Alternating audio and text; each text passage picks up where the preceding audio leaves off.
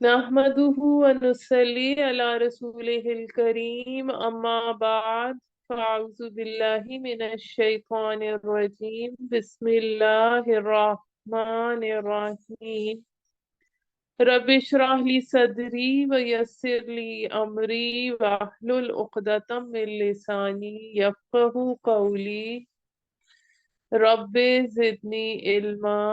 اللهم فقهنا في الدين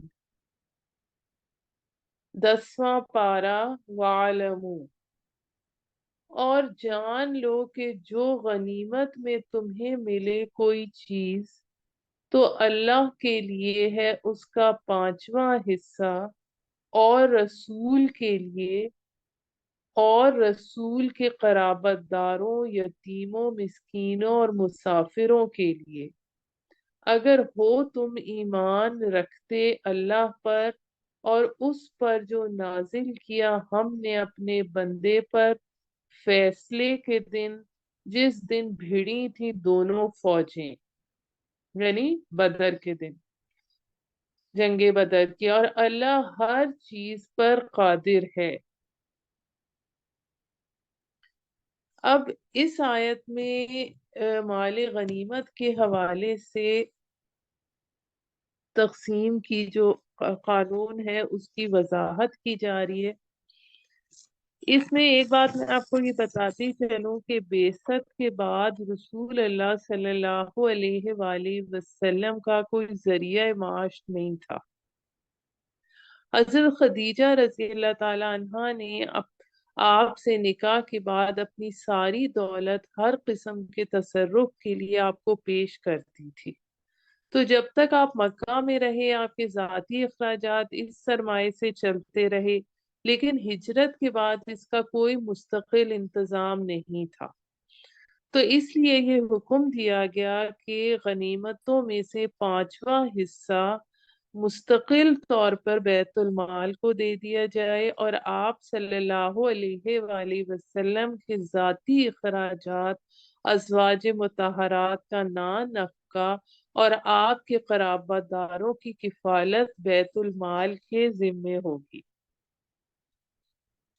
پھر باقی جو 4/5 حصہ مال غنیمت میں سے بچے گا وہ مجاہدین میں تقسیم ہوگا، جس میں سوار کو دوہرا اور جو پیدل ہوگا اس کو اکھرا حصہ ملے گا۔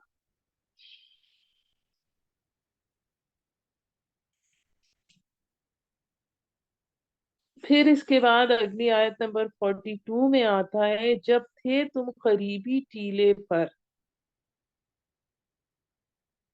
اور یعنی مسلمانوں کی بات ہو رہی ہے مدینے کے سے قریبی ٹیلے پر اور وہ تھے دور والے ٹیلے پر، اور قافلہ تم سے نیچے تھا، اگر تم طے کر لیتے آپس میں تو تقدیم اور تاخیر ہو جاتی وقت مقررہ پر پہنچنے میں، لیکن یہ اس لیے ہوا کہ پورا کرے اللہ اس کام کو جو ہو کر رہنے والا تھا، اور تاکہ ہلاک ہو جائے جو ہلاک ہونا ہے روشن دلیل کے ساتھ، اور زندہ رہے جسے زندہ رہنا ہے روشن دلیل کے ساتھ، بے شک اللہ سب کچھ سننے والا اور ہر بات جاننے والا ہے۔ اب جو بدر ہے وہ ایک گھاٹی ہے، تو ساحل کے ساتھ ساتھ جو تجارتی قافلہ تھا ابو سفیان کا وہ تو نیچے سے نکل گیا، اور اوپر جو ہے وہ دونوں فوجیں آمنے سامنے ہوں۔ پھر اس دن اللہ تعالیٰ نے فرشتوں کی کمک بھیجی اور مسلمانوں کو سکون اور اطمینان کی کیفیت نازل فرمائی۔ جب دکھا رہا تھا تجھے اللہ ان کافروں کو تیرے خواب میں کم، اگر دکھاتا تجھے ان کی بڑی تعداد تو ہمت ہار جاتے تم اور آپس میں جھگڑتے تم اس معاملے میں۔ اب یہ جو دکھا رہا تھا خواب میں کم، نبی کا خواب جھوٹا نہیں ہوتا، لیکن اس کا مطلب ان کی جو مانوی حقیقت تھی، یعنی اصل میں ان کے اندر جتنا جوش و جذبے کی بنیاد پر جو تھے وہ کم تھا، لیکن اللہ نے بچا لیا، بے شک وہ جانتا ہے جو کچھ دلوں میں ہے۔ جب اس نے دکھائی تمہیں دشمن کی فوج مقابلے کے وقت تمہاری آنکھوں میں تھوڑی،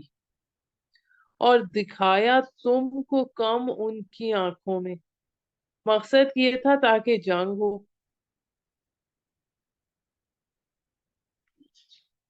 تاکہ پورا کر دکھائے اللہ اس کام کو جو ہونا تھا، اور اللہ ہی کی طرف لوٹائے جاتے ہیں سب کام۔ اے ایمان والو، جب مقابلہ ہو تمہارا کسی فوج سے تو ثابت قدم رہو، اور یاد کرو اللہ کو بہت زیادہ تاکہ تم فلاح پاؤ۔ یعنی جو بندہ مومن ہوتا ہے اس کو اللہ پر بھروسہ ہونا چاہیے، اور اطاعت کرو اللہ کی اور اس کے رسول کی، اور نہ جھگڑو آپس میں۔ اب یہاں جھگڑوں میں، جنگ سے مراد میں کیا ہے کہ ڈسپلن رکھو، ورنہ کمزور ہو جاؤ گے اور اکھڑ جائے گی تمہاری ہوا، اور صبر کرو، بے شک اللہ صبر کرنے والوں کے ساتھ ہے۔ اور نہ ہونا ان لوگوں کی طرح جو نکلے اپنے گھروں سے اتراتے اور دکھاتے ہوئے لوگوں کو شان۔ اب یہ کس کی بات ہو رہی ہے؟ ابو جہل کی۔ وہ جو نکلا تھا تو ڈھول گانا بجانا، اپنی شان و شوکت دکھانا، یہ سب چل رہا تھا، اور دکھاتے ہوئے لوگوں کو روکتے تھے اللہ کے راستے سے، اور اللہ تعالیٰ ان کے اعمال کا احاطہ کیے ہوئے ہے۔ اور یاد کرو جب خوش نما بنا کر دکھائے ان کو شیطان نے ان کے اعمال، اور کہا کہ نہیں غالب تم پر آج لوگوں میں سے کوئی،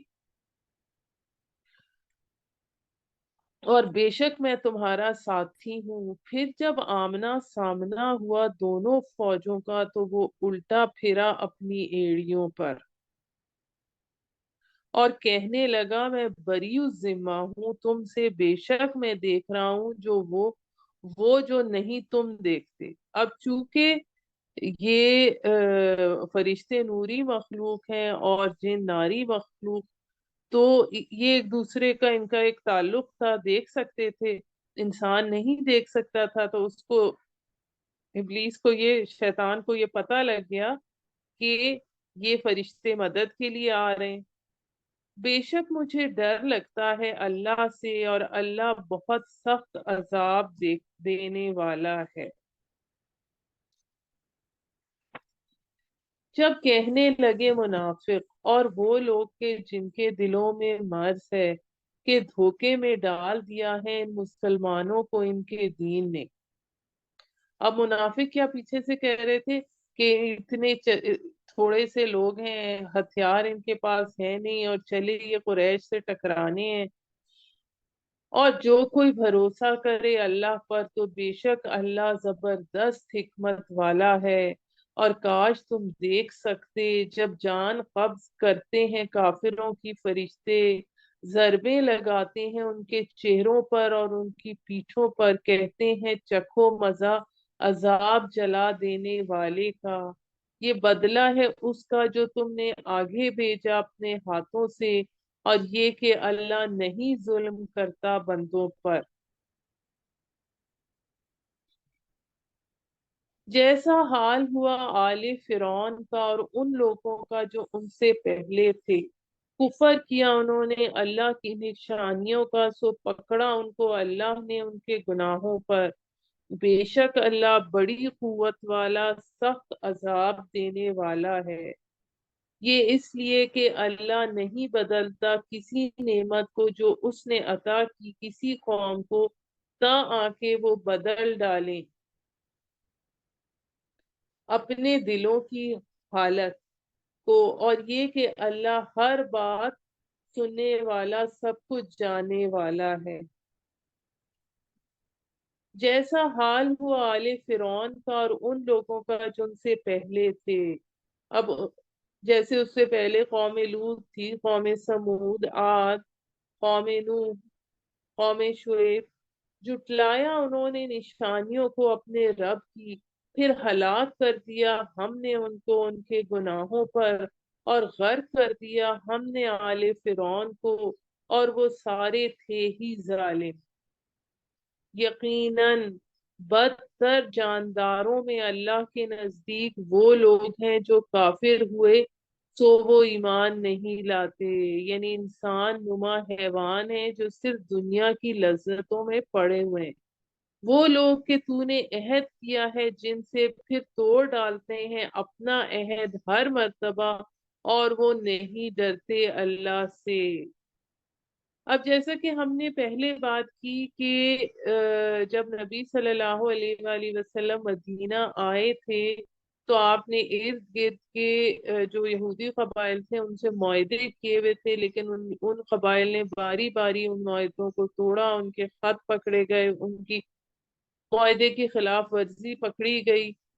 سو اگر تو پائے ان کو لڑائی میں، یعنی یہودیوں کو، تو بھگا دے ان کے ذریعے انہیں جو ان کے پیچھے ہیں تاکہ وہ عبرت پکڑیں۔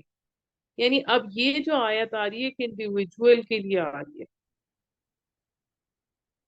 اگر کوئی انڈیویجول جس کی ایک اکیلے انسان اس معاہدے کو توڑ رہا ہے، جس کی اس کے قبیلے سے خلاف ورزی سے معاہدہ ہوا ہوا ہے، تو ان کو بھگا دے ان کے ذریعے سے تاکہ جو ان کے پیچھے ہیں وہ بھی عبرت پکڑیں۔ اور اگر تجھے اندیشہ ہو کسی قوم سے دغا بازی کا، اب اگر معاہدہ ہوا ہوا ہے اور وہ سارے دغا بازی کر رہے ہیں، مطلب مشترکہ طور پر وہ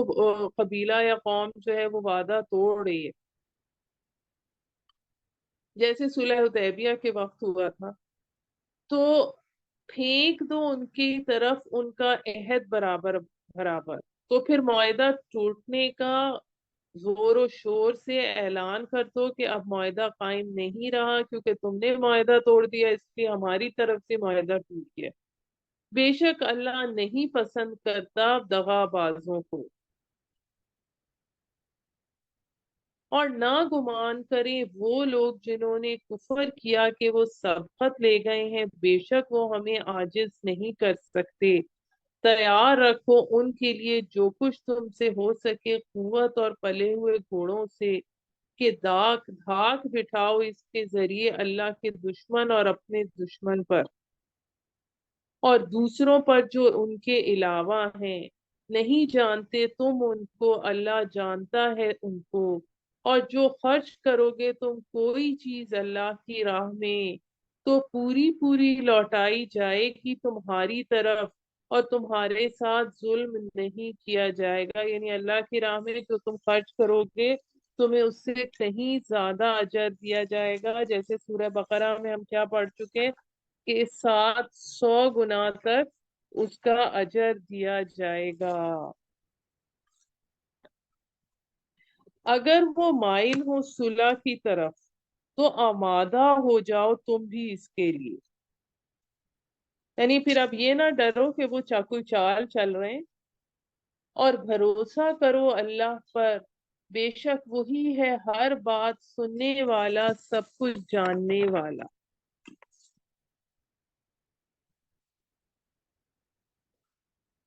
اور اگر وہ ارادہ کریں تجھ سے تجھے دھوکا دیں گے تو بے شک کافی ہے تیرے لیے اللہ، اس نے قوت بخشی ہے تجھے اپنی مدد سے اور مسلمانوں کی مدد سے بھی۔ یعنی نبی کریم صلی اللہ علیہ وآلہ وسلم کے جو ساتھی تھے وہ آپ کا ہر وقت ساتھ دینے کو تیار تھے، حضرت موسیٰ کے ساتھیوں کی طرح نہیں تھے کہ جنہوں نے کہا تھا آپ اور آپ کا رب جا کے لڑیں۔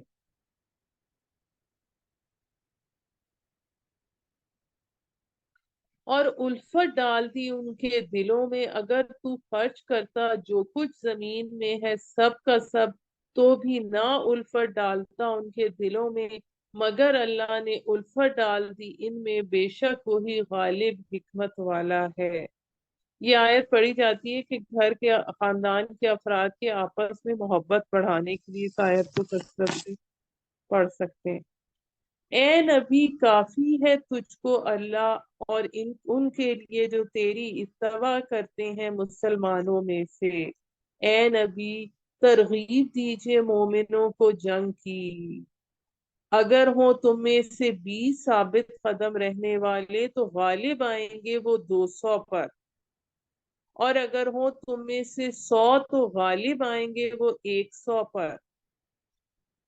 ایک اگر تم میں سے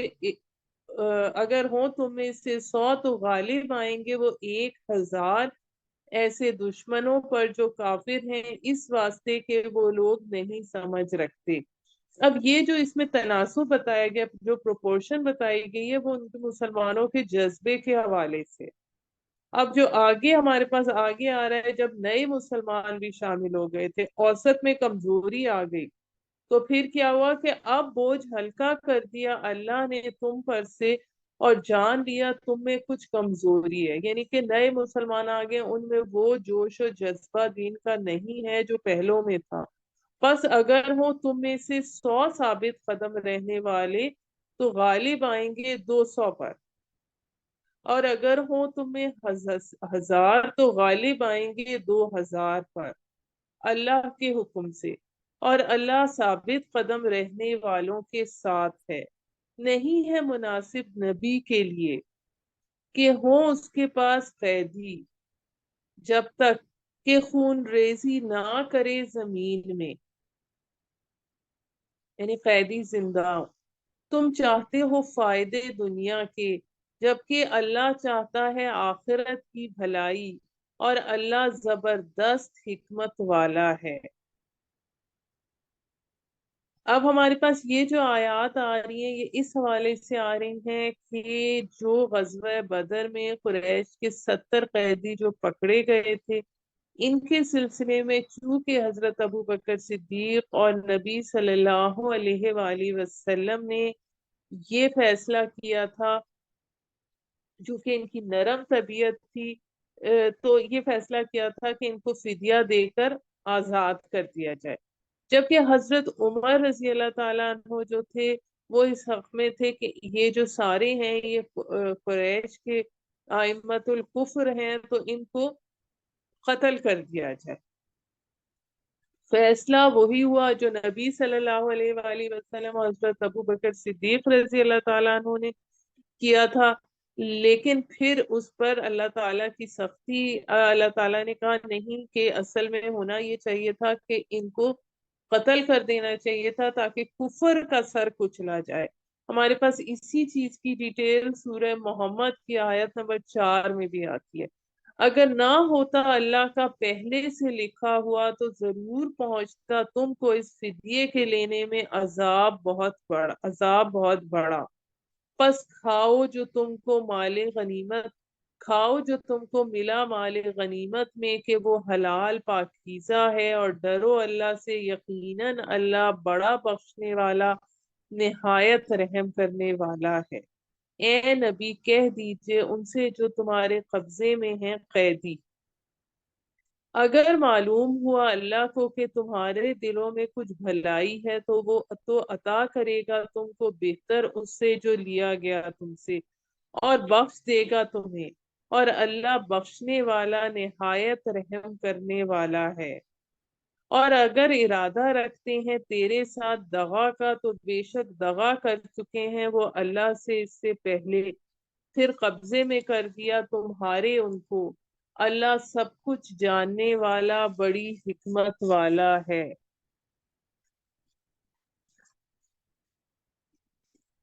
اب یہاں پر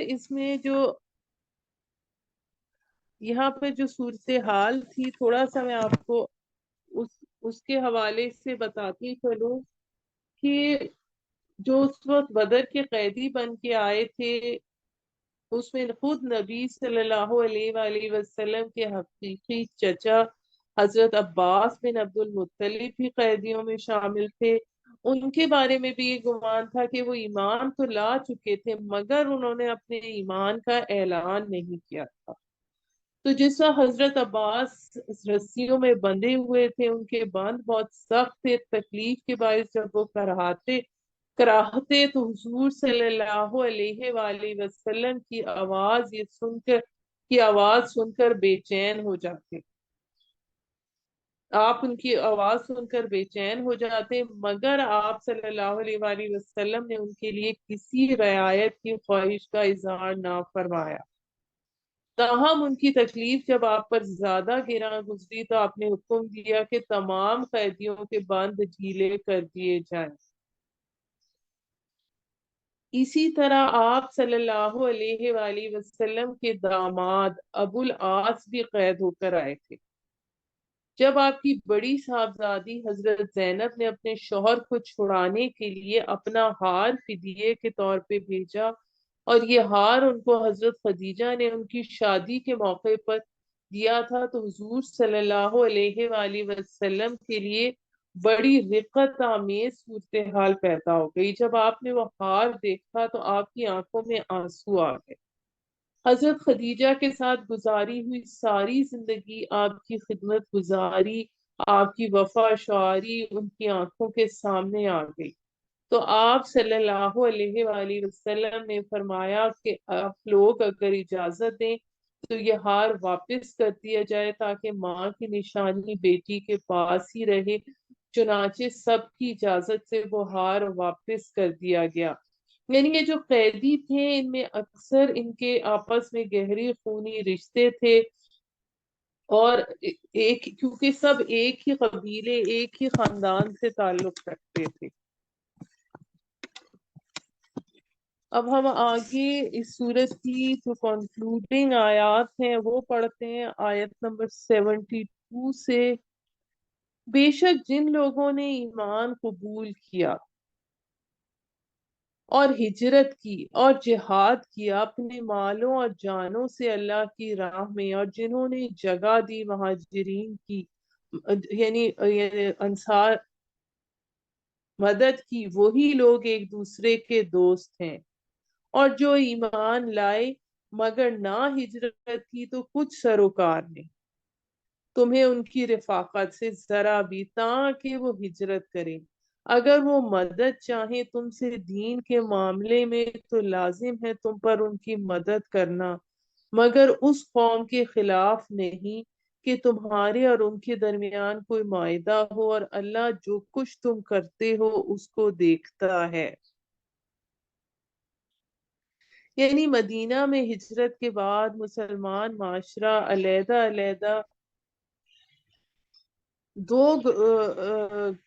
گروہوں پر مشتمل تھا۔ ایک گروہ مہاجرین کا تھا، دوسرا انصار کا تھا، لیکن اگرچہ وہ ایک دوسرے کے بھائی بھائی بن چکے تھے مگر اس سے قبائلی نظام تبدیل نہیں ہوتا۔ تو کہا یہ جا رہا ہے کہ جن لوگوں نے ہجرت نہیں کی اگرچہ تمہارا ان کے ساتھ کوئی رشتہ تو نہیں ہے، لیکن ایمان حقیقی دل کا معاملہ تو برابر ہے، اللہ تعالی جانتا ہے۔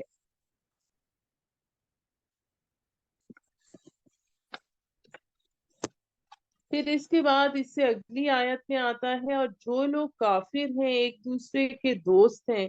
اور اگر نہ کرو گے تم ایسا تو پھیلے گا فتنہ زمین میں اور فساد بہت بڑا۔ جن لوگوں نے،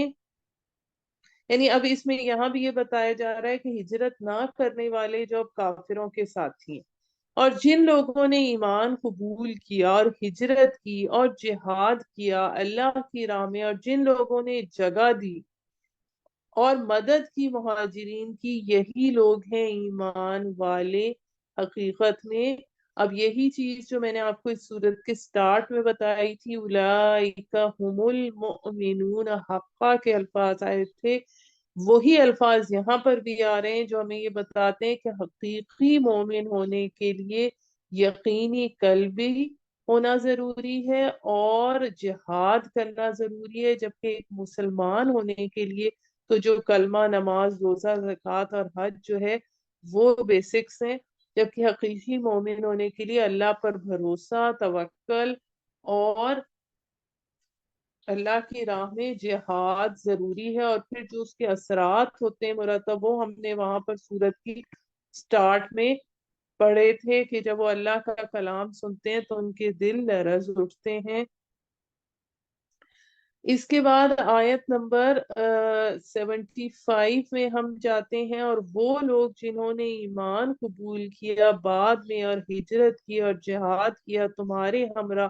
سو وہ بھی تم ہی میں سے ہیں اور رشتہ دار آپس میں زیادہ حقدار ہیں دوسروں کی نسبت کتاب الہی کی روح سے، بے شک اللہ ہر چیز پر پوری طرح قادر ہے۔ یہاں پر ہمارے پاس سورہ انفال ختم ہو گئی ہے اور ہم سورہ توبہ کی ابتدا کرتے ہیں۔ سورہ توبہ کے حوالے سے یہ سورہ توبہ جو ہے یہ کئی خطبات پر مشتمل ہے اور اس میں سے ہر خطبہ ایک الگ الگ پس منظر میں نظر آتا ہے۔ یہ سورت قرآن حکیم کی مشکل ترین سورت ہے سمجھنے کے لحاظ سے، تفہیم کے لحاظ سے، تو اس لیے اس پر گہرے تدبر کی ضرورت ہے۔ یہاں پر ہم اس کی پہلے تھوڑی سی ڈیٹیل ڈسکس کر لیتے ہیں، پھر ہم ترجمہ شروع کریں گے۔ حضرت محمد رسول اللہ صلی اللہ علیہ وآلہ وسلم سے پہلے ہر پیغمبر کو ایک خاص علاقے اور خاص قوم کی طرف بھیجا جاتا، مگر آپ قوم بنو اسماعیل کی طرف بھی رسول بن کے آئے اور قیامت تک کے لیے پوری دنیا کے تمام انسانوں کی طرف بھی۔ پھر سے میں کہہ رہی ہوں، صرف اس وقت کی اپنی قوم کے لیے نہیں بلکہ قیامت تک کے لیے بھی، جبکہ اس سے پہلے ہم نے جن رسولوں کا پڑھا، قوم نوح، قوم عاد، قوم سمود، وہ جو رسول آئے، حضرت نوح، حضرت ہود، حضرت صالح، وہ اپنی اپنی قوموں کی طرف آئے تھے اور پھر انہی قوموں پر عذاب آیا۔ اب نبی کریم صلی اللہ علیہ وآلہ وسلم کی یہ فضیلت تمام انبیاء رسول پر صرف آپ کے لیے مخصوص ہے کہ آپ کو دو بعثتوں کے ساتھ بھیجا گیا ہے، ایک بعثت خصوصی اور ایک بعثت عمومی۔ اب اس میں اس صورت کے بنیادی طور پر دو حصے ہیں۔ ایک حصہ آپ صلی اللہ علیہ وآلہ وسلم کی بعثت کے خصوصی پہلو سے متعلق ہے، جبکہ دوسرے حصے کا تعلق آپ کی بعثت کے عمومی پہلو سے۔ اب آپ کی بعثت خصوصی مشرکین عرب یا بنو اسماعیل کی طرف تھی، اور بہرحال اپنی بعثت خصوصی کے حوالے سے حضور صلی اللہ علیہ وآلہ وسلم نے جزیرہ نمائے عرب میں دین کو غالب کر دیا، اور آپ کی جو بعثت عمومی پوری انسانیت کی طرف قیامت تک کے لیے، اس سلسلے میں آپ نے اپنی دعوت کا آغاز صلح حدیبیہ 6 ہجری کے بعد فرمایا۔ اس سے پہلے آپ نے کوئی مبلغ یا داعی عرب سے باہر نہیں بھیجا، پوری توجہ جزیرہ نمائے عرب کی طرف ہی مخصوص رکھی۔ اس کے بعد آپ نے جو مختلف جگہ خط بھیجے، ان میں قیصر روم، ایران کے بادشاہ کسریٰ، مصر کے بادشاہ مقوقس، حبشہ کے فارما روا نجاشی اور ان سب کی طرف بھیجے۔ آپ کے انہی خطوط کے رد عمل کے طور پر سلطنت روما کے ساتھ مسلمانوں کے ٹکراؤ کا آغاز ہوا، جس کے نتیجے میں نبی کریم صلی اللہ علیہ وآلہ وسلم کی حیات طیبہ میں ہی جنگ موطا اور غزوہ تبوک کی پیش آئی، جو ہم آج انشاءاللہ پڑھیں گے۔ تو ان سب کا تعلق آپ کی بعثت عمومی سے ہے۔ اب یہ جو سورت ہے، اس کا کے پہلے 5 رکوع جو ہیں ان کا تعلق آپ کے بعثت خصوصی کے سے ہے، بعثت خصوصی کے بھی تکمیلی مرحلے کے حوالے سے۔ اب اس میں جو پہلے 5 رکوع ہیں اس کی بھی مزید تقسیم اس طرح سے ہے کہ پہلا جو اس میں خطبہ ہے وہ دوسرے اور تیسرے رکوع پر مشتمل ہے، جو یہ فتح مکہ 8 ہجری سے پہلے نازل ہوا،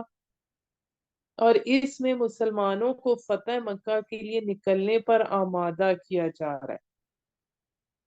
جبکہ دوسرا خطبہ جو ہے وہ پہلے، چوتھے اور پانچویں رکوع پر مشتمل ہے، یہ ذی القعدہ 9 ہجری کے بعد نازل ہوا۔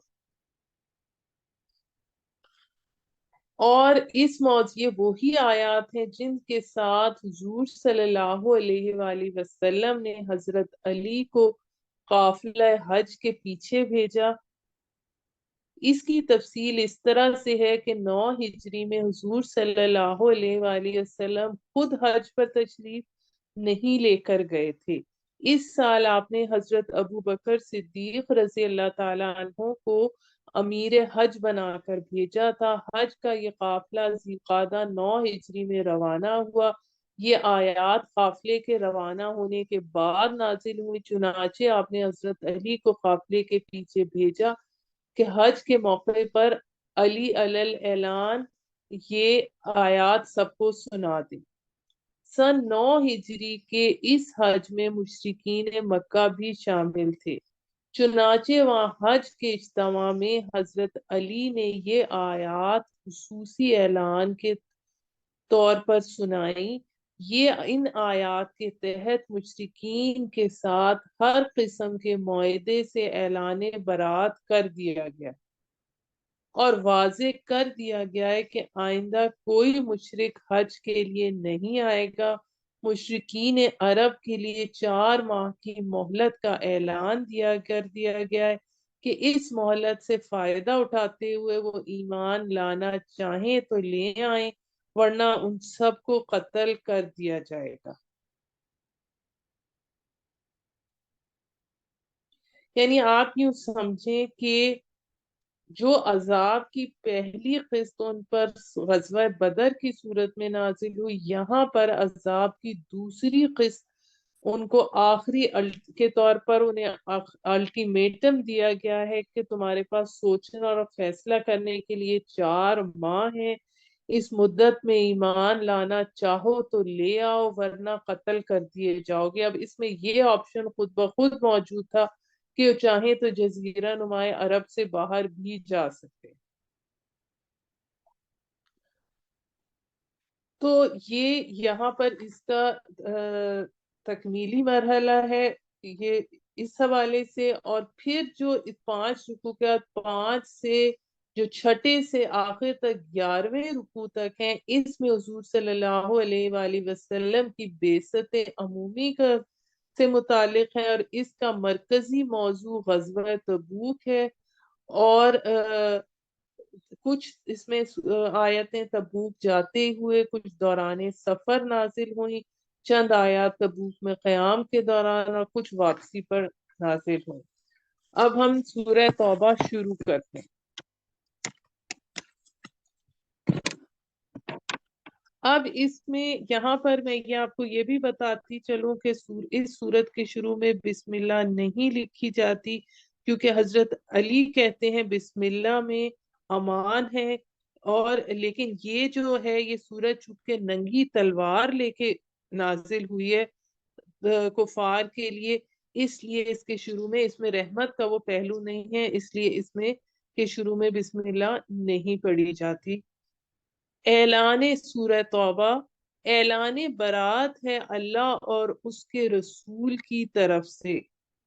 ان کے لیے جن سے تم نے معاہدہ کیا ہے مشرکوں سے، پس تم چلو پھرو زمین میں 4 مہینے،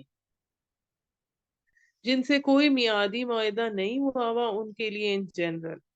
کہ تم چلو پھرو زمین پر 4 مہینے اے مشرکو، اور جان رکھو کہ تم نہیں عاجز کر سکتے اللہ کو، اور یہ کہ اللہ رسوا کرنے والا ہے کافروں کو۔ اور اعلان عام ہے اللہ اور اس کے رسول کی طرف سے لوگوں کے لیے حج اکبر کے دن، حج اکبر سے مراد حج ہی ہے،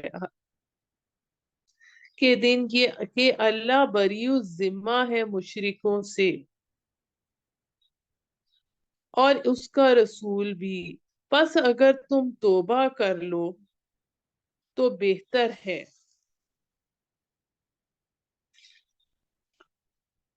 تمہارے حق میں، اور اگر تم نے روح گردانی کی تو جان لو کہ تم نہیں عاجز کر سکتے اللہ کو، اور خوشخبری دے دیجئے انہیں جو کافر ہیں دردناک عذاب کی۔ اب اس میں یہ کہ جن سے تو کوئی معاہدہ ہوا تھا تو وہ معاہدہ پورا ہونے تک، ختم ہونے تک ہے، اور جن سے معاہدہ نہیں ہوا تو ان کے لیے 4 مہینے کا وقت ہے، یا تو ایمان لے آؤ یا جزیرہ نمائے عرب چھوڑ دو، ورنہ پھر کیا ہوگا کہ ورنہ پھر تم قتل کر دیے جاؤ۔ آیت نمبر 4، مگر وہ لوگ کہ جن سے تم نے معاہدہ کیا ہے مشرکوں میں سے، پھر نہیں کوتاہی کی انہوں نے ذرا بھی، اور نہ ہی مدد کی تمہارے خلاف کسی کی، سو پورا کرو ان سے ان کا معاہدہ مدت مقررہ تک، بے شک اللہ پسند کرتا ہے پرہیزگاری کو۔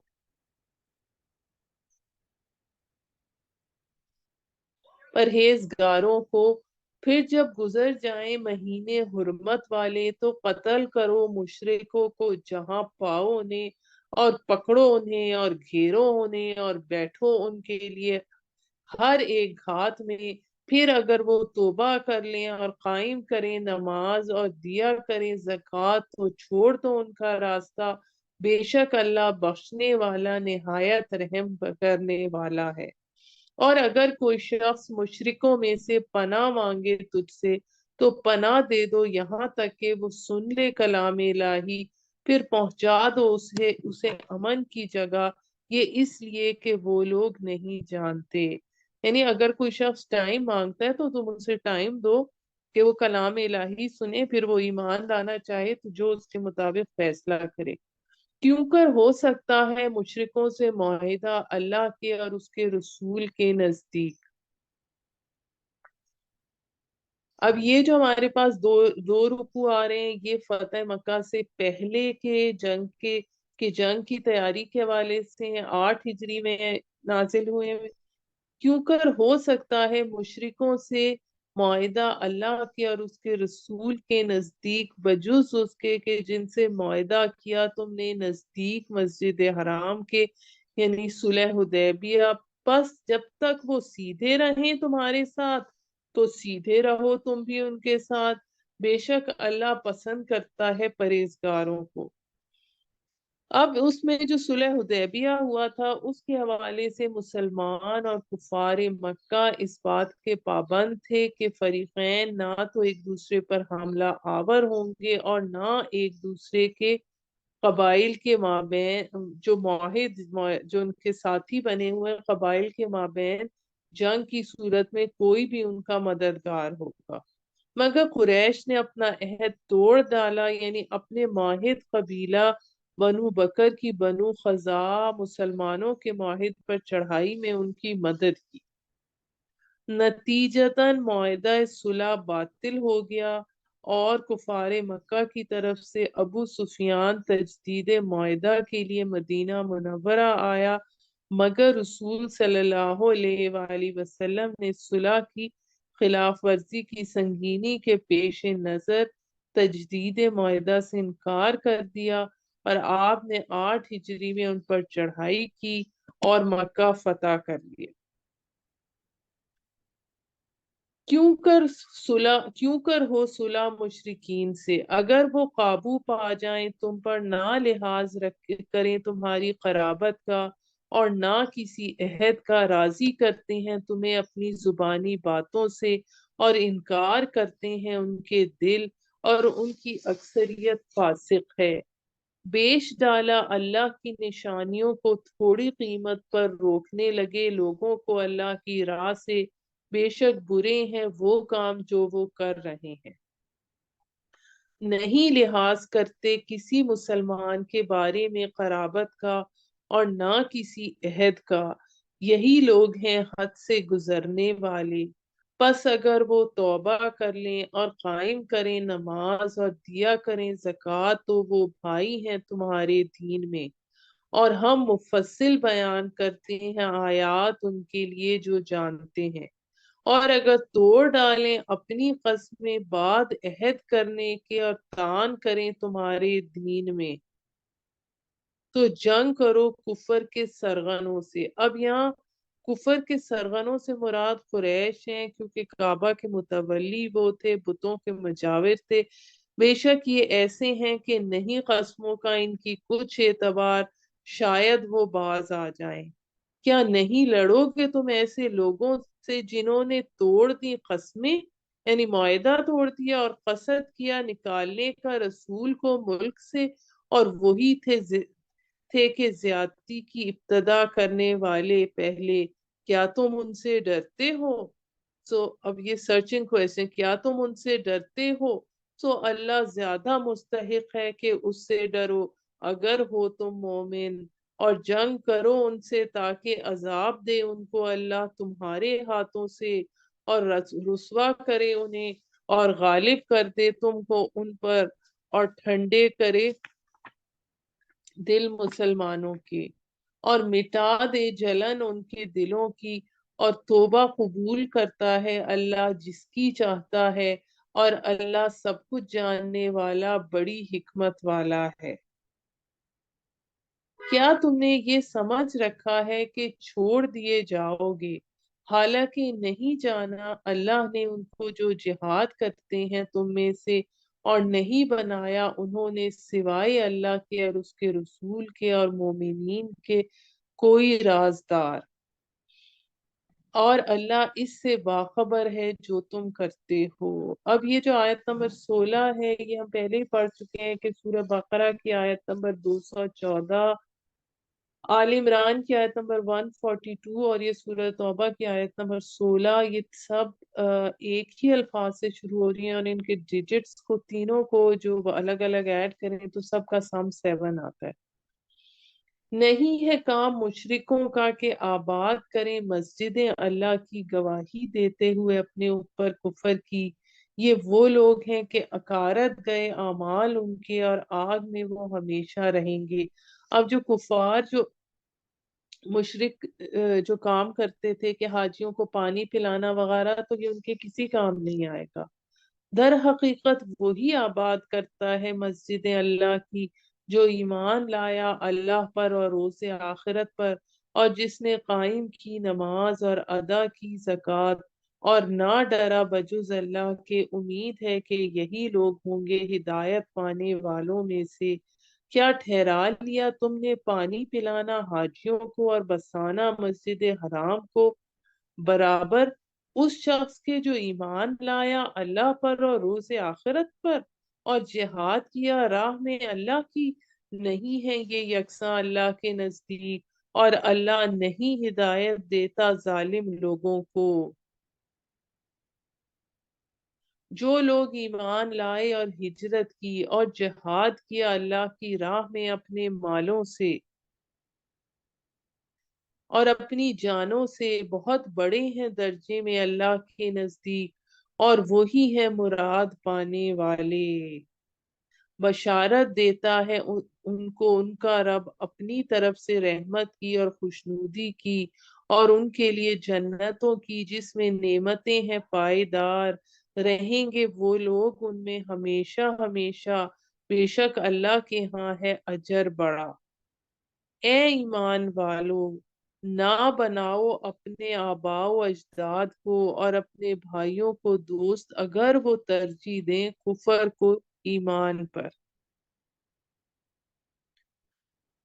اور جو دوست بنائے گا انہیں تم میں سے تو وہی لوگ ہیں ظالم۔ اب یہ آیت نمبر 24 جو ہے یہ بہت اہم آ رہی ہے۔ 8 چیزوں کی محبت کا ذکر ہے۔ کہہ دیجئے اگر ہیں تمہارے باپ اور تمہارے بیٹے اور تمہارے بھائی اور تمہاری بیویاں، یعنی تمہارے زوج یعنی اسپاؤس، اور تمہارے عزیز، اور مال جو تم نے کمائے، اور تجارت کہ خوف ہے تمہیں اس میں گھاٹا پڑنے کا، اور مکانات جو تمہیں پسند ہیں زیادہ محبوب تم کو اللہ اور اس کے رسول سے اور جہاد سے اس کی راہ میں، تو انتظار کرو یہاں تک کہ لے آئے اللہ اپنا فیصلہ، اور اللہ نہیں ہدایت دیتا فاسق لوگوں کو۔ اب اس کے بعد جو ہمارے پاس یہ جو آیت نمبر 24 ہے، اس کا اپنے اپنے حوالے سے تجزیہ کرنے کی بہت ضرورت ہے، اپنا اپنا جائزہ لینے کی۔ اب اس کے بعد جو ہمارے پاس رکوع آ رہا ہے، یہ اس وقت نازل ہوا ہے جب ذیقعد 9 ہجری میں غزوہ حنین کے حوالے ہو چکا تھا، اور اس کے حوالے سے میں آپ کو تھوڑی سی ڈیٹیل بتاتی چلوں کہ فتح مکہ کے بعد نبی کریم صلی اللہ علیہ وآلہ وسلم کو یہ خبر پہنچی کہ ہوازن اور ثقیف کے جنگجو قبائل جو ہیں حنین میں آپ کے ساتھ لڑائی کے لیے جمع ہیں، تاکہ مسلمانوں کا زور توڑ دیا جائے۔ چنانچہ آپ 12,000 کا لشکر لے کر مقابلے کے لیے روانہ ہوئے۔ اس لشکر میں 2,009 مسلم شامل تھے جو فتح مکہ کے بعد اسلام لائے تھے۔ دشمن جن کی تعداد 4,000 تھی بڑی مستعدی سے گھات میں لگے ہوئے تھے کہ یکا یک ہوا یہ کہ اس طرح سے اوپر سے گھاٹی میں تیروں کی انہوں نے بوچھاڑ کی کہ مسلمان جو اپنی کثرت پر نازاں تھے اچانک حملے کے سے گھبرا گئے، ان کے قدم اکھڑ گئے اور بھگدڑ بچ گئے۔ صرف نبی اکرم اور ان کے ساتھ اس وقت بعض جگہ مختلف نمبر آتا ہے 100 کے قریب اصحاب رہ گئے۔ اس وقت حضور صلی اللہ علیہ وآلہ وسلم نے انا النبی لا کذب، انا ابن عبد المطلب کا نعرہ لگایا، اور حضرت عباس نے آپ کے فرمان کے مطابق پکارا لوگوں کو تو سب لوٹ آئے۔ اور پھر اس کے بعد اللہ کی طرف سے رسول صلی اللہ علیہ وآلہ وسلم اور مومنین پر سکینت نازل ہوئی، فرشتوں کے لشکر بھی اترے اور مسلمانوں نے فتح پائی۔ تو اب ہم اس جنگ کا تھوڑی سی آیت پڑھتے ہیں اس کے حوالے سے۔ بے شک مدد کر چکا تمہاری اللہ بہت سے مقامات پر، اور یوم حنین کی جنگ میں بھی جب تم اترائے اپنی کثرت پر ناکام آئی وہ تمہارے ذرا بھی، اور تنگ ہو گئی تم پر زمین باوجود اپنی فراخی کے، پھر تم پیٹھ پھیر کر بھاگ نکلے۔ پھر نازل کیا اللہ نے سکون اپنے رسول پر اور مسلمانوں پر، اور اتارے لشکر جن کو نہ دیکھا تم نے، اور عذاب دیا ان کو جو کافر تھے، اور یہی ہے سزا کافروں کی۔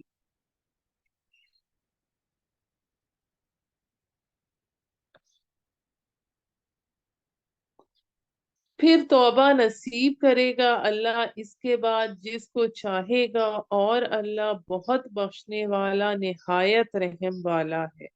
اے ایمان والو، حقیقت یہ ہے کہ مشرک لوگ ناپاک ہیں، لہذا نہ قریب پھٹکنے پائیں مسجد حرام کے اس برس کے بعد، اور اگر تمہیں خوف ہو تنگ دستی کا تو ان قریب غنی کر دے گا تمہیں اللہ اپنے فضل سے، اگر چاہے گا، بے شک اللہ سب کچھ جاننے والا بڑی حکمت والا ہے۔ جنگ کرو لوگوں سے جو ایمان نہیں لاتے اللہ پر اور روز آخرت پر، اور نہ حرام جانتے ہیں جسے حرام ٹھہرایا اللہ نے اور اس کے رسول نے،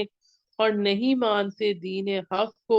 ان لوگوں میں سے جنہیں دی گئی کتاب، حتیٰ کہ ادا کریں جزیہ اپنے ہاتھوں سے اور رہیں چھوٹے بن کر۔ اب اس میں جو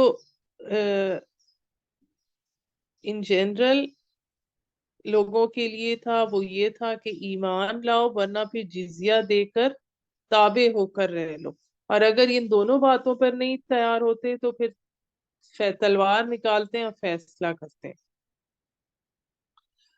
अब इसके बाद हमारे पास अगला रुकू शुरू होता है और कहते हैं यहूद उजैर बेटा है अल्लाह का, और कहते हैं ईसाई के मसीह बेटा है अल्लाह का। ये कहना उनका है अपने मुंहों से, रीस करते हैं उन लोगों की बातों की जो काफिर हुए इनसे पहले। हलाक करे अल्लाह उनको, अल्लाह कहाँ भटके जा रहे हैं। बना लिया है उन्होंने अपने उलमाओं और दरवेशों को रब अल्लाह को छोड़कर, और रब बना लिया है मसीह इब्ने मरियम को। अब यहाँ पर उलमा और दरवेशों को जो रब बना लिया है, इसके हवाले से आ, अदी बिन हातिम ने हुजूर सल्लल्लाहु अलैहि वसल्लम से ये सवाल पूछा था कि हमने तो अपने उलमा और दरवेशों को रब नहीं बनाया, तो बनाया था, तो उस पर ये जवाब दिया आप सल्लल्लाहु अलैहि वसल्लम ने, इसलिए यहाँ पर बयान किया गया है, क्योंकि तुम हलाल और हराम वो ठहराते हो जिसे तुम्हारे दरवेश और उलमा हलाल और हराम कहते हैं। हालांकि नहीं हुक्म दिया था उनको मगर ये कि इबादत करें इलाही वाहिद की, नहीं है कोई माबूद इसके सिवा, पाक है उससे जो वो शरीक ठहराते हैं। चाहते हैं कि बुझा दें अल्लाह के नूर को अपने फूकों से। अब यहूदी जो है वो शुरू से ही उनकी ये रही है, आदत रही है कि वो साजिशों के जरिए चलते हैं और सामने आके मुकाबला नहीं करते। तो जो अल्लाह के नूर को अपने फूकों से मुराद वही साजिशें हैं। और ना मानेगा अल्लाह मगर ये कि पूरा करे अपना नूर, अगरचा ये बुरा लगे काफिरों को। और वही है जिसने भेजा अपने रसूल को हिदायत और दीन हक के साथ, ताकि गालिब कर दे इसे तमाम दीनों पर, अगरचा बुरा लगे मुशरिकों को। अब यहाँ पर हमारा आयत नंबर 33 पर हमारा निस्फ होता है, तो यहाँ 11:58 हो रहे हैं। तो हम 7 मिनट्स की ब्रेक लेते हैं, 12:05 पर हम इंशाल्लाह आगे कंटिन्यू करेंगे।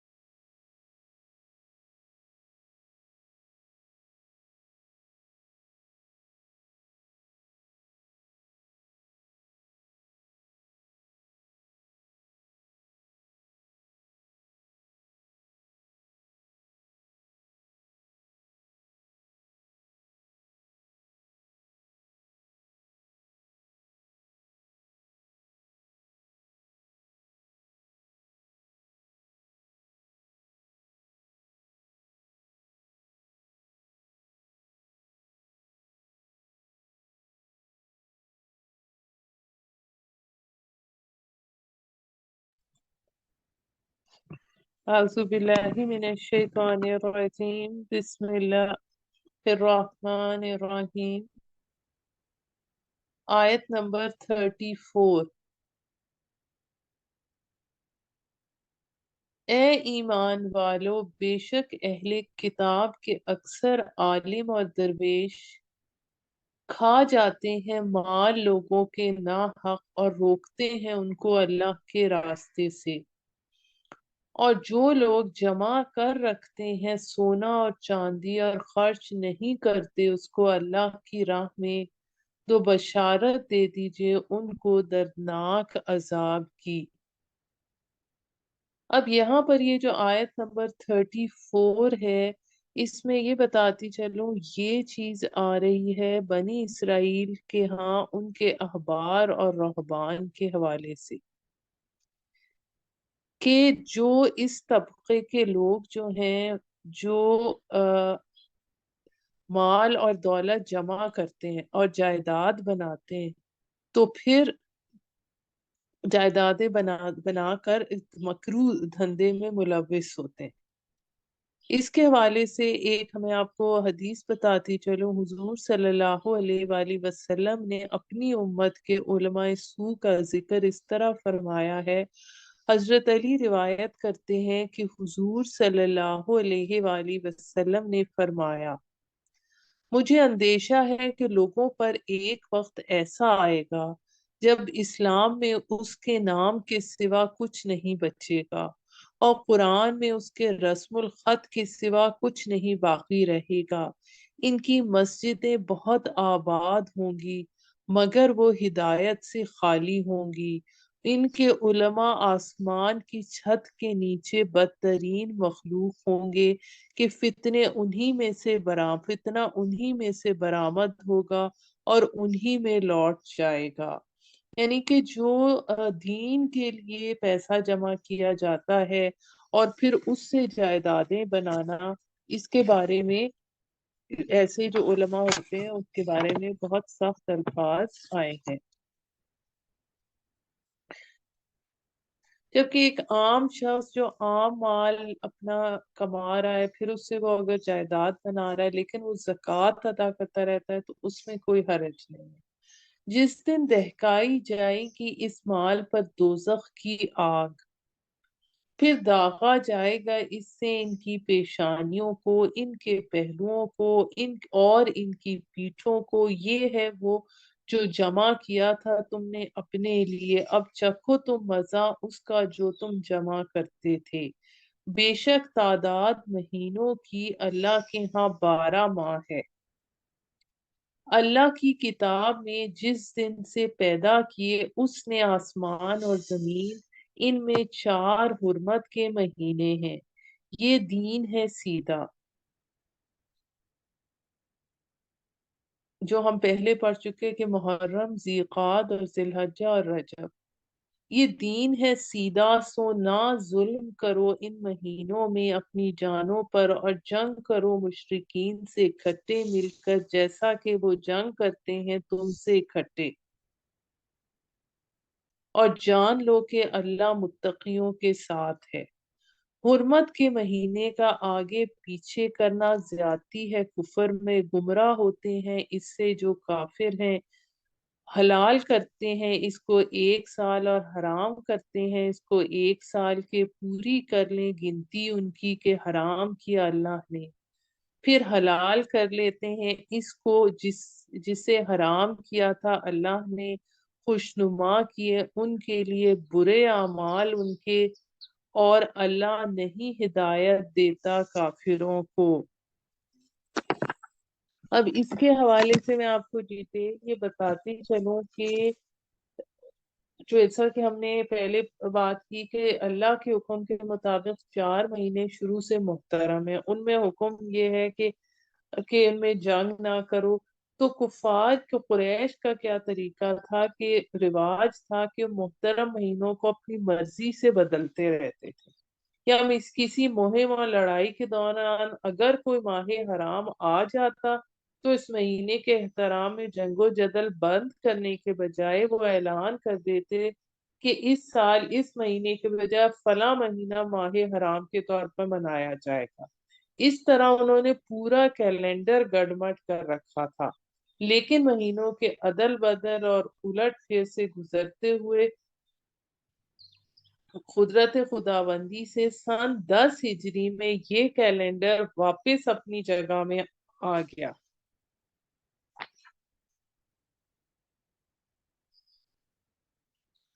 جس پر اللہ تعالیٰ نے آسمان اور زمین کو پیدا کیا تھا۔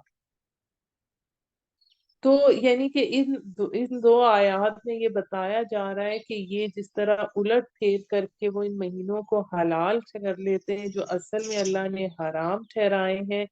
تو یہ درست طریقہ نہیں ہے۔ اس کے بعد یہاں پر ہمارے اس آیت نمبر 37 کے ساتھ ہمارے وہ 5 رکوع ختم ہو گئے ہیں جن کا تعلق نبی اکرم کی بعثت خصوصی سے ہے۔ اب چھٹے رکوع سے غزوہ تبوک کے موضوع کا آغاز ہو رہا ہے، اور اس کے حوالے سے چند باتیں میں آپ کو پہلے اس سے بتاتی چلوں۔ سن 6 ہجری میں صلح حدیبیہ کے فوراً بعد حضور صلی اللہ علیہ وآلہ وسلم نے عرب سے باہر مختلف فرما رواؤں کی طرف اپنے خطوط اور ایلچی بھیجنے شروع کر دی۔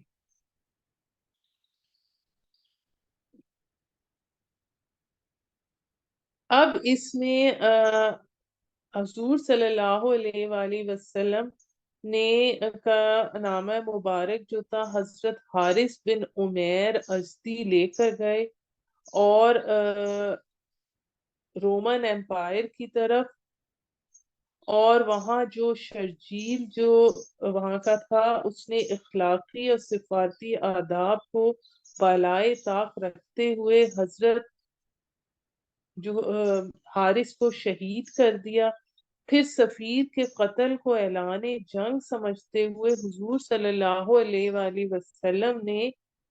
شرجیل بن عمرو تھا، یہ جو رئیس تھا وہاں کا،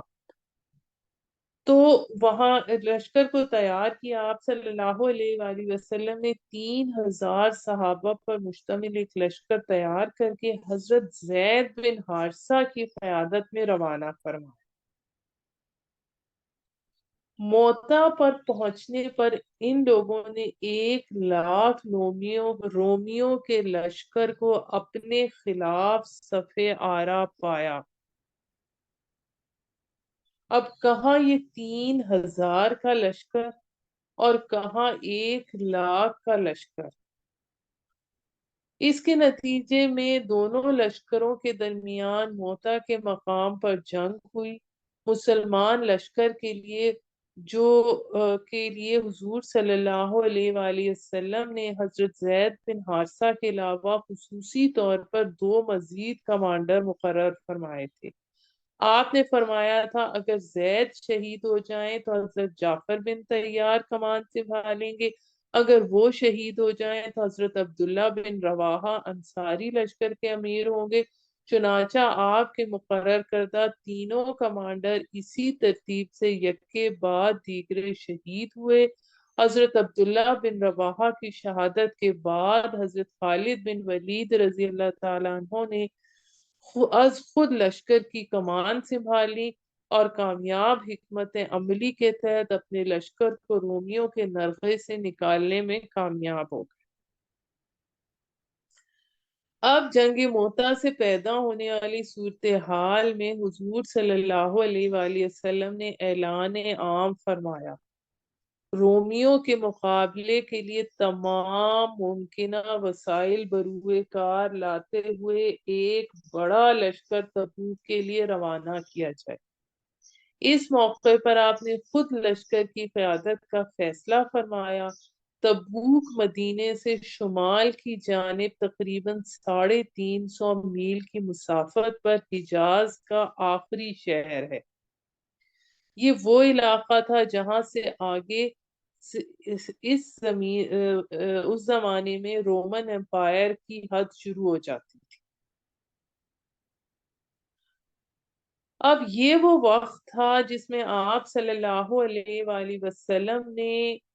اعلان عام فرما دیا کہ ہر صاحب ایمان شخص کے لیے فرض تھا کہ وہ اس مہم میں شریک ہو۔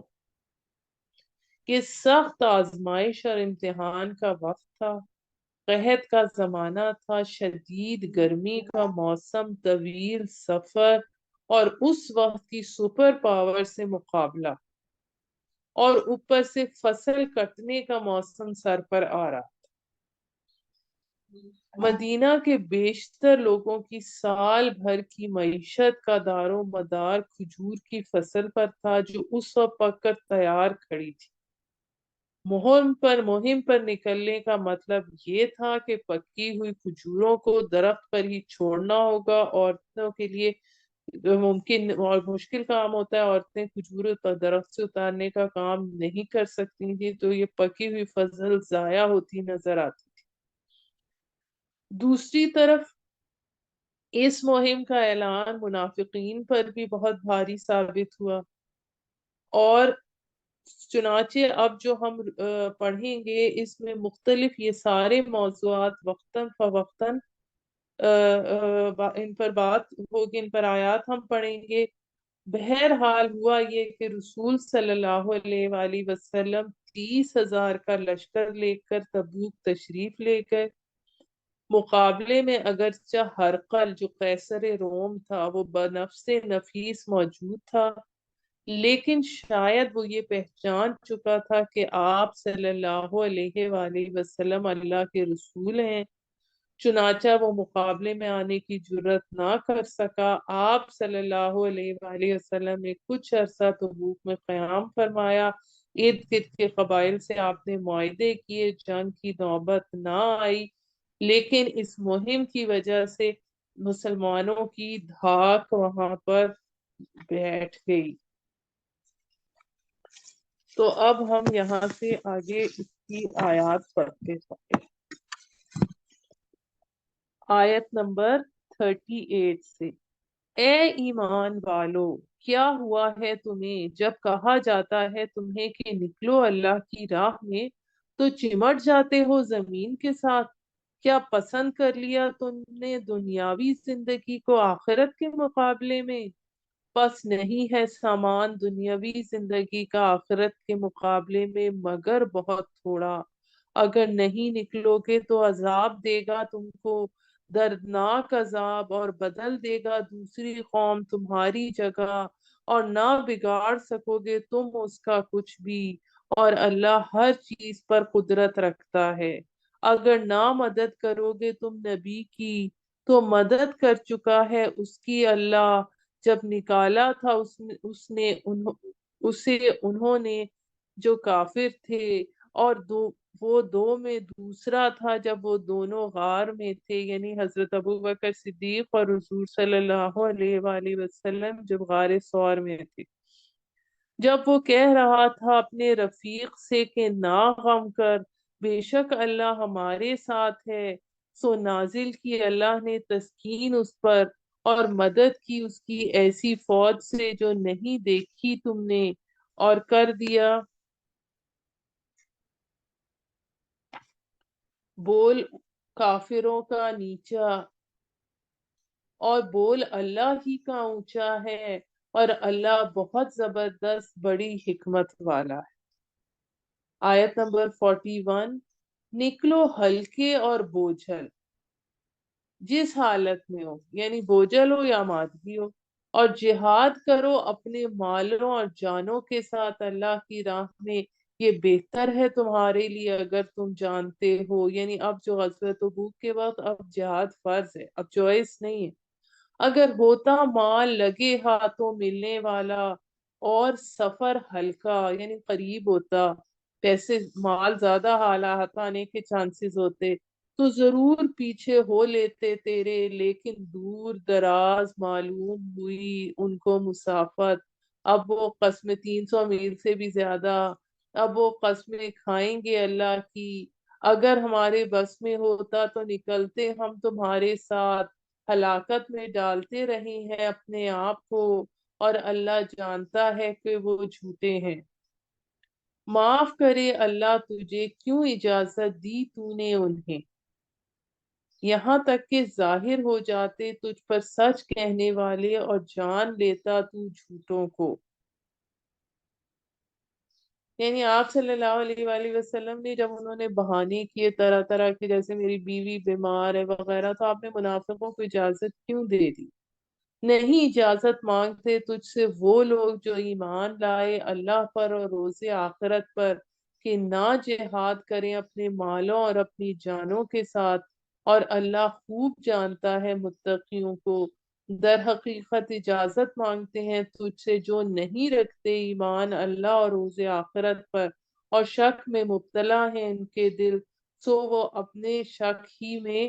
ڈاواں ڈول ہو رہے ہیں۔ اور اگر وہ ارادہ کرتے نکلنے کا تو ضرور تیار کرتے اس کے لیے کچھ سامان، لیکن پسند نہ کیا اللہ نے ان کا اٹھنا،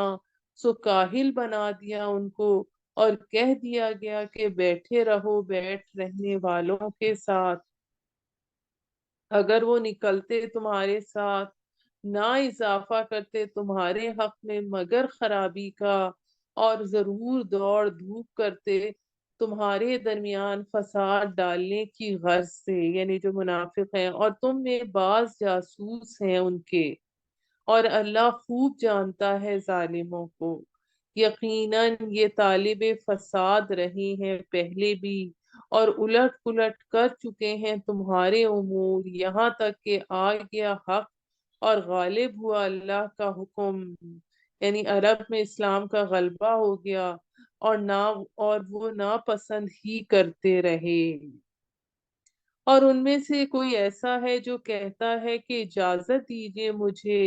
اور نہ ڈالیے مجھے خرابی میں، خبردار خرابی میں تو وہ پڑ چکے، اور بے شک جہنم گھیرے ہوئے ہیں ان کافروں کو۔ اب ان میں ایک منافق تھا جد بن قیس، اس نے حضور صلی اللہ علیہ وآلہ وسلم سے آ کے کہا کہ روم کی عورتیں تو بہت خوبصورت ہوتی ہیں، تو میں فتنے میں پڑ جاؤں گا، تو اس لیے میں جہاد پر نہیں جا سکتا۔ اگر پہنچتی ہے تجھ کو کوئی بھلائی تو بری لگتی ہے ان کو، اور اگر پہنچتی ہے تجھے مصیبت تو کہتے ہیں ہم نے تو سنبھال لیا تھا اپنا کام پہلے ہی، اور لوٹ جاتے ہیں وہ خوش ہوتے ہوئے۔ کہہ دیجئے ہرگز نہیں پہنچتی مگر وہی ہے جو لکھ دی اللہ نے ہمارے لیے، وہی ہمارا مولا ہے، اور اللہ ہی پر بھروسہ کرنا چاہیے مسلمانوں کو۔ کہہ دیجئے نہیں منتظر ہو تم ہمارے معاملے میں مگر ایک کے دو بھلائیوں میں سے، اور ہم منتظر ہیں تمہارے معاملے میں یہ کہ پہنچا، یعنی کہ جو مومن ہے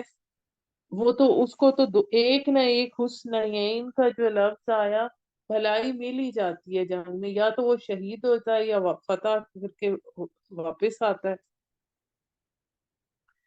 اور ہم منتظر ہیں تمہارے معاملے میں پہنچائے تمہیں اللہ کوئی عذاب اپنے پاس سے یا تمہارے ہاتھوں سے، سو انتظار کرو ہم بھی تمہارے ساتھ انتظار کرتے ہیں۔ کہہ دیجئے مال خرچ کرو تم خوشی سے یا ناخوشی سے، ہرگز نہ قبول کیا جائے گا تم سے، بے شک تم ہو نافرمان لوگ۔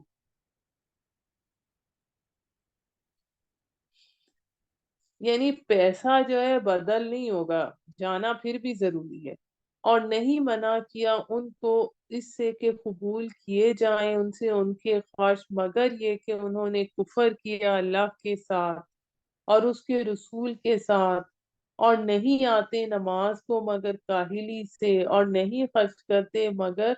ناخوشی سے۔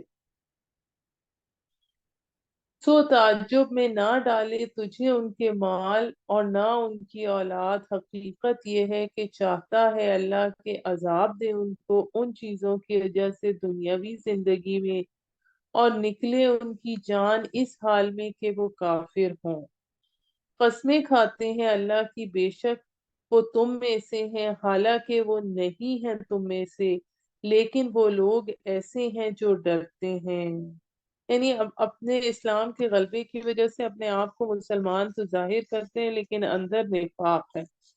اور اگر وہ پا لیں کوئی جائے پناہ یا غار یا سر گھسانے کی جگہ تو الٹے بھاگیں گے اسی کی طرف سب تعلق توڑ کے، کہ اگر دین غالب آ گیا تو پھر اب ہم کیا کریں۔ اور کچھ ان میں سے ایسے ہیں جو الزام دیتے ہیں تجھ کو صدقات کی تقسیم میں، اگر ملے ان کو اس میں سے تو خوش ہوں، اور اگر نہ ملے اس میں سے تو اسی وقت وہ بگڑ بیٹھتے ہیں۔ یعنی کہ آپ صلی اللہ علیہ وآلہ وسلم کچھ زکوٰۃ تقسیم کر رہے تھے تو ایک منافق نے کہا اے دل یا محمد، تو پھر اس پر آپ صلی اللہ علیہ وآلہ وسلم نے کہا کہ اگر میں عدل نہیں کروں گا تو پھر کون عدل کرے گا؟ اور اگر وہ راضی ہو جاتے ہیں اس پر جو دیا ان کو اللہ نے، راضی ہو جاتے اس پر جو دیا ان کو اللہ نے اور اس کے رسول نے، اور کہتے کافی ہے ہمارے لیے اللہ، جل دے گا ہمیں اللہ بہت اپنے فضل سے اور اس کا رسول بھی، ہم تو اللہ ہی کی طرف رغبت کرتے ہیں۔ بے شک یہ صدقات تو، اب یہاں زکوٰۃ کی جو مدیں ہیں جو مصارف ہیں وہ اس آیت نمبر 60 میں آ رہے ہیں۔ بے شک یہ صدقات تو مفلسوں کے لیے اور مسکینوں کے لیے اور ان کے لیے جو معمور ہیں اس کام پر، یعنی تقسیم کے زکوٰۃ کی، اور تالیف قلوب کے لیے، یہ جو مد ہے یعنی مخالفت کم ہو جائے اس کے لیے، یہ اب فی الحال ختم ہو چکی ہے جب اسلام کے غالب آنے کے بعد سے، اور گردنوں کے چھڑانے میں اور قرض داروں کی مدد میں اور راہ میں اللہ کی اور مسافروں کی، ایک فریضہ ہے اللہ کی طرف سے، اور اللہ سب کچھ جاننے والا بڑی حکمت والا ہے۔ اور بعض ان میں سے وہ ہیں جو ایذا دیتے ہیں نبی کو اور کہتے ہیں یہ تو کان کا کچا ہے۔ اب منافق جو تھے وہ نبی کریم صلی اللہ علیہ وآلہ وسلم کو ایذا دیتے تھے اس طرح سے کہ وہ نبی صلی اللہ علیہ وآلہ وسلم کے سامنے کوئی بات کہتے تھے تو نبی صلی اللہ علیہ وآلہ وسلم ان کی بات کو سچ جان لیتے کہ وہ تو کان کے کچے ہیں، یا وہ تو کان ہی کان ہے، کہ وہ ہماری بات، جو ہم بات کرتے ہیں ہماری بات مان لیتے ہیں، اسے سچ جان لیتے ہیں، قسم کھاتے ہیں تو سچا جان لیتے ہیں۔ لیکن اللہ تعالیٰ اس میں کیا فرما رہا ہے؟ اللہ تعالیٰ فرما رہا ہے یہ بات نہیں ہے کہ نبی صلی اللہ علیہ وآلہ وسلم حق اور باطل میں تمیز نہیں کر سکتے، بلکہ وہ سچ کو جھوٹے سے خوب پہچانتے ہیں لیکن جان بوجھ کر درگزر کرتے ہیں۔ اور جو منافق ایسی باتیں کرتے ہیں کہ پیغمبر کو ایذا دیں تو ان کو سخت عذاب ہوگا۔ کہو کان ہے تمہاری بھلائی کے لیے، یقین رکھتا ہے اللہ پر اور یقین کرتا ہے مومنوں کا، اور رحمت ہے ان کے لیے جو ایمان لائے تم میں سے، اور جو ایذا دیتے ہیں رسول اللہ کو تو ان کے لیے ہے دردناک عذاب۔ یعنی نبی کریم صلی اللہ علیہ وآلہ وسلم کو سب کچھ معلوم ہوتا ہے، وہ جو بہانے کر رہے ہوتے ہیں، جو چالاکیاں دکھا رہے ہوتے ہیں، لیکن اس کے باوجود آپ درگزر رہ کرتے ہیں اور خاموش رہتے ہیں۔ یہاں پر جو جو جو چیزیں آ رہی ہیں سب ایک داعی کے لیے بھی پیغام ہے کہ اس کو کیسی حکمت عملی اختیار کرنی چاہیے۔ قسمیں کھاتے ہیں اللہ کی تمہارے سامنے تاکہ راضی کرے تجھ کو، اور اللہ اور اس کا رسول زیادہ حقدار ہے کہ راضی کریں ان کو اگر وہ ہیں ایمان والے۔ کیا انہیں معلوم نہیں کہ جو کوئی مقابلہ کرے اللہ اور اس کے رسول کا تو بے شک اس کے لیے ہے جہنم کی آگ، ہمیشہ رہے گا وہ اس میں، اور یہی ہے رسوائی بہت بڑی۔ ڈرتے رہتے ہیں منافق اس بات سے کہ نازل ہو ان مسلمانوں پر ایسی صورت جو بتلا دے ان کو جو ان منافقوں کے دل میں، یعنی ان کا جو حقیقت ہے کہیں وہ سامنے نہ آ جائے۔ کہہ دیجئے ٹھٹھا کرتے رہو، بے شک اللہ کھول دینے والا ہے اس کو جس کا تمہیں ڈر ہے، اور اگر تم پوچھے ان سے وہ کہیں گے اس کے سوا نہیں، ہم تو بات چیت اور دل لگی کرتے ہیں۔ کہہ دیجئے کیا اللہ کے ساتھ اور اس کی نشانیاں اور اس کے رسول کے ساتھ تم مذاق کرتے تھے؟ مت عذر کرو، یقیناً تم کافر ہو گئے ہو بعد ایمان لانے کے۔ اگر ہم معاف کر دیں گے ایک گروہ کو تم میں سے تو عذاب دیں گے دوسرے گروہ کو اس وجہ سے کہ وہ مجرم تھے۔ اب یہ منافق مرد اور عورتوں کی خصوصیات کیا آ رہی ہیں؟ منافق مرد اور منافق عورتیں سب ایک جیسے ہیں، حکم کرتے ہیں برائی کا اور منع کرتے ہیں بھلائی سے، روکتے ہیں اپنے ہاتھ خیرات سے، بھول گئے ہیں وہ اللہ کو تو وہ بھول گیا ہے ان کو، بے شک منافقین ہی فاسق ہیں۔ وعدہ کر رکھا ہے اللہ نے منافق مردوں اور منافق عورتوں سے اور کفار سے جہنم کی آگ کا، ہمیشہ رہیں گے وہ اس میں، وہی کافی ہے ان کے لیے، اور لعنت ہے ان پر اللہ کی، اور ان کے لیے عذاب ہے برقرار رہنے والا۔ منافق ہو تم ہو جیسے وہ لوگ جو تم سے پہلے تھے، جو تھے زیادہ تم سے قوت میں اور زیادہ مال اور اولاد میں، جیسے قوم سمود، قوم عاد۔ بس فائدہ اٹھایا انہوں نے اپنے حصے کا تو فائدہ اٹھایا تم نے بھی اپنے حصے کا، جس طرح فائدہ اٹھایا تھا انہوں نے جو تم سے پہلے تھے اپنے حصے کا، اور غفلت میں پڑے تم بھی جیسے غفلت میں پڑے وہ۔ یہی ہے کہ اکارت ہوئے ان کے اعمال دنیا میں اور آخرت میں، اور یہی ہے خسارہ پانے والے۔ کیا نہیں پہنچی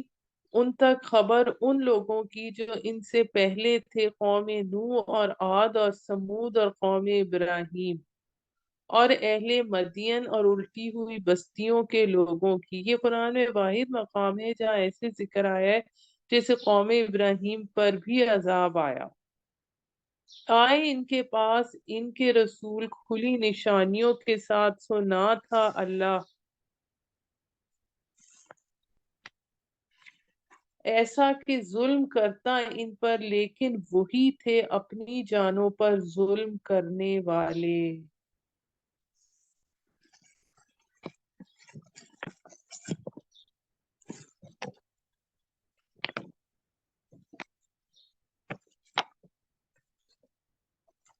وہی تھے اپنی جانوں پر اور ظلم کرنے والے، اور مومن مرد اور مومن عورتیں ایک دوسرے کے رفیق ہیں، حکم دیتے ہیں بھلائی کا اور روکتے ہیں برائی سے، اور قائم کرتے ہیں نماز اور دیتے ہیں زکوٰۃ اور اطاعت کرتے ہیں اللہ اور اس کے رسول کی، یہ وہ ہے کہ رحم کرے گا ان پر اللہ، بے شک اللہ بہت زبردست بڑی حکمت والا ہے۔ وعدہ کیا ہے اللہ نے مومن مردوں اور مومن عورتوں سے جنتوں کا، بہتی ہیں جن کے نیچے نہریں، ہمیشہ رہیں گے ان میں، اور قیام گاہیں پاک صاف ہیں ہمیشہ رہنے کے لیے، اور خوشنودی اللہ کی سب سے بڑھ کر ہے۔ یہی ہے کامیابی بہت بڑی۔ اے نبی جہاد کیجئے کافروں اور منافقوں سے، اور سختی کیجئے ان پر، اور ان کا ٹھکانہ جہنم ہے اور بدترین جائے قرار، یعنی ان کی سازشوں کو ختم کیجئے۔ قسمیں کھاتے ہیں اللہ کی کہ نہیں کہا ہم نے، حالانکہ ضرور کہا ہے انہوں نے کلمہ کفر، اور وہ کافر ہو گئے تھے بعد اسلام لانے کے، اور قصد کیا اس چیز کا جو نہ مل سکی ان کو، اور نہیں بدلہ دیا انہوں نے اس بات کا کہ غنی کر دیا انہیں اللہ اور اس کے رسول نے اپنے فضل سے، اگر یہ توبہ کر لیں تو ہوگا بہتر ان کے حق میں، اور اگر منہ پھیر لیں تو عذاب دے گا انہیں اللہ دردناک عذاب دنیا میں اور آخرت میں، اور نہیں ہوگا ان کا روئے زمین پر کوئی ساتھی اور نہ کوئی مددگار۔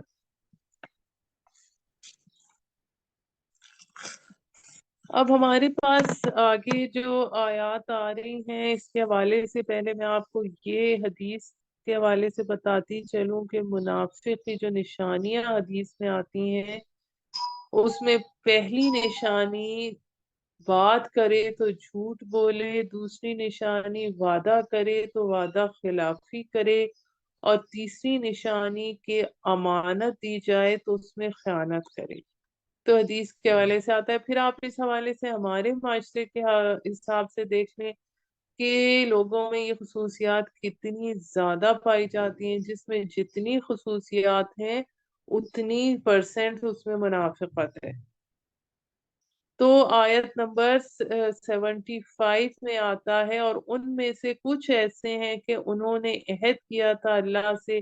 کہ اگر نوازے گا وہ ہمیں اپنے فضل سے تو ہم ضرور خیرات کریں گے اور ہو جائیں گے ہم صالحین میں سے۔ اور بدعہدی کیسے کی کہ جب نوازا ان کو اپنے فضل سے اللہ نے تو بخل کیا انہوں نے اس میں، اور پھر گئے اور وہ تھے ہی منہ پھیرنے والے۔ پھر اب ہمارے پاکستانی ہونے کے حوالے سے بھی دیکھیں تو یہی چیز ہم پر بھی آج صادق آتی ہے۔ پھر انجام یہ ہوا کہ بھر گیا نفاق ان کے دلوں میں اس روز تک کے لیے کہ وہ ملیں گے اس سے بوجہ خلاف ورزی کرنے کے اللہ سے اپنے وعدے کی، اور اس وجہ سے کہ وہ جھوٹ بولتے تھے۔ کیا وہ نہیں جانتے کہ اللہ جانتا ہے ان کے بھیدوں اور ان کے مشوروں، ان کے بھید اور ان کے مشورے، اور یہ کہ اللہ باخبر ہے غیب کی باتوں سے۔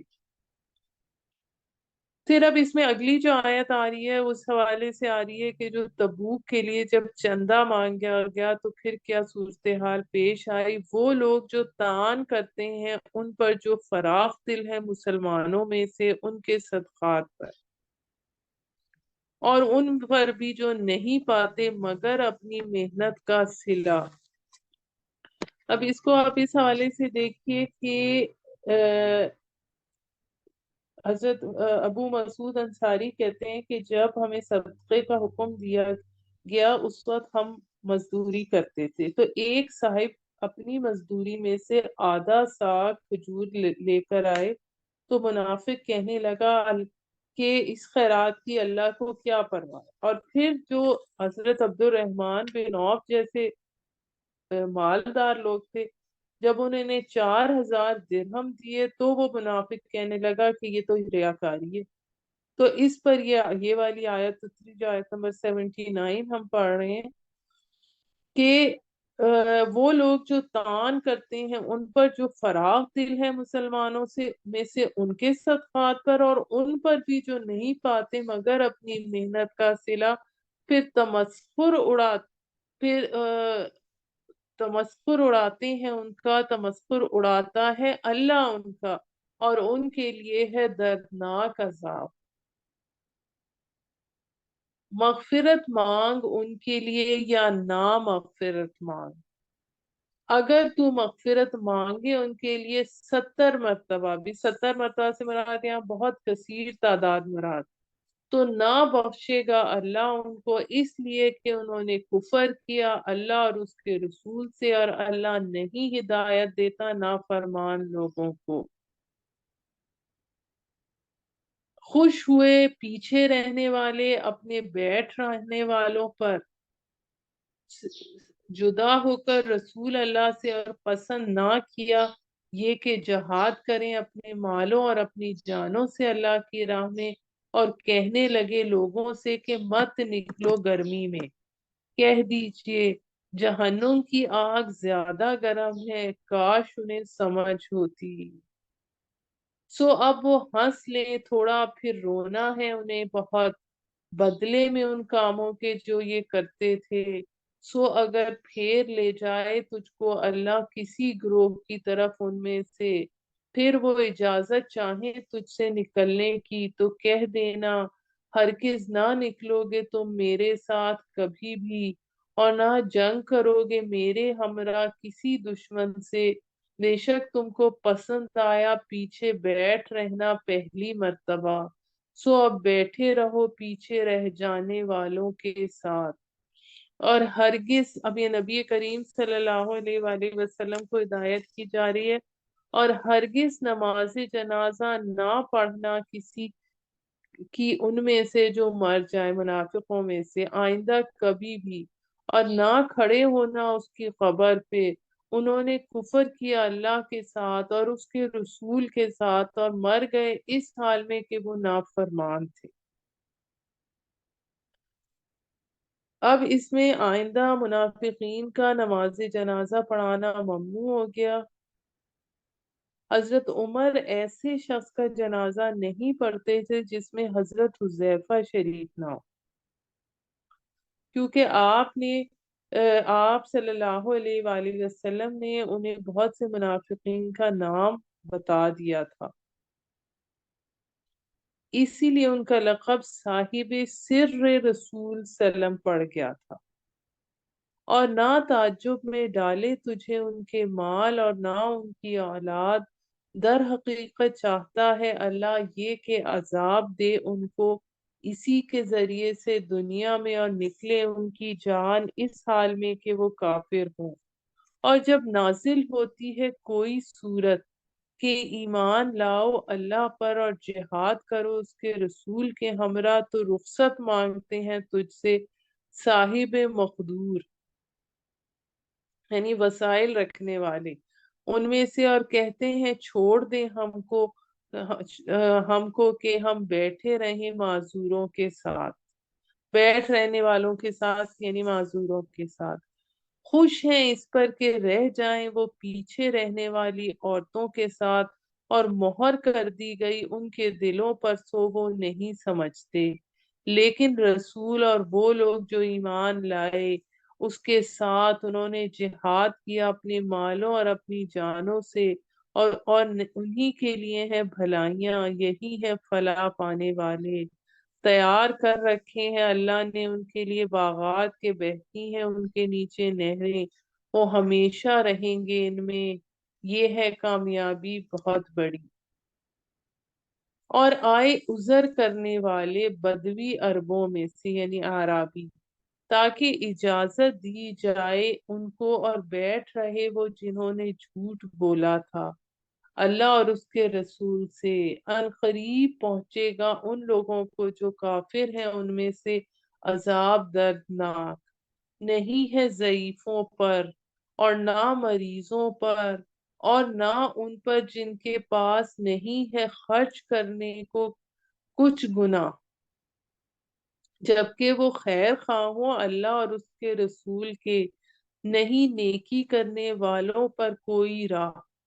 اور اللہ بخشنے والا نہایت رحم کرنے والا ہے۔ یعنی اگر کوئی آگے جیسے آ رہا ہے کہ تبوک کا سفر اتنا لمبا ہے کہ جس کے پاس سواری نہیں ہے تو وہ مجبور ہے، اور نہ ان لوگوں پر کہ جب وہ آئیں وہ تیرے پاس کہ سواری دے انہیں تو، اس کے سواری دے انہیں تو نے کہا نہیں ہے میرے پاس کہ سوار کروں تم کو اس پر، واپس ہوئے اور ان کی آنکھوں سے بہتے تھے آنسو اس غم سے کہ نہیں ہے ان کے پاس جو وہ خرچ کریں، یعنی شرکت جہاد کے لیے۔ یعنی جھوٹا عذر کرنے والوں کے ساتھ سچے جو معذورین تھے ان کا بھی بیان آ رہا ہے۔ عذر کبھی شخصی ہوتا ہے، مثلا بڑھاپے کی وجہ سے کمزور ہونا، اور کبھی عارضی ہوتا ہے جیسے بیماری یا مالی افلاس آنا۔ چونکہ غزوہ تبوک میں مجاہدین کو بہت دور کی مسافت طے کرنا تھی، اس لیے سواری نہ ہونے کا عذر بھی معتبر تھا۔ حقیقت یہ ہے کہ الزام تو ان لوگوں پر ہے جو رخصت مانگتے ہیں تم سے، اور وہ مالدار ہیں، خوش ہیں اس پر کہ رہ جائیں وہ پیچھے رہنے والی عورتوں کے ساتھ، اور مہر کر دی ہے اللہ نے ان کے دلوں پر سو وہ کچھ نہیں جانتے۔ سبحان ربک رب العزت عما یصفون وسلام علی المرسلین والحمد للہ رب العالمین، صدق اللہ العظیم۔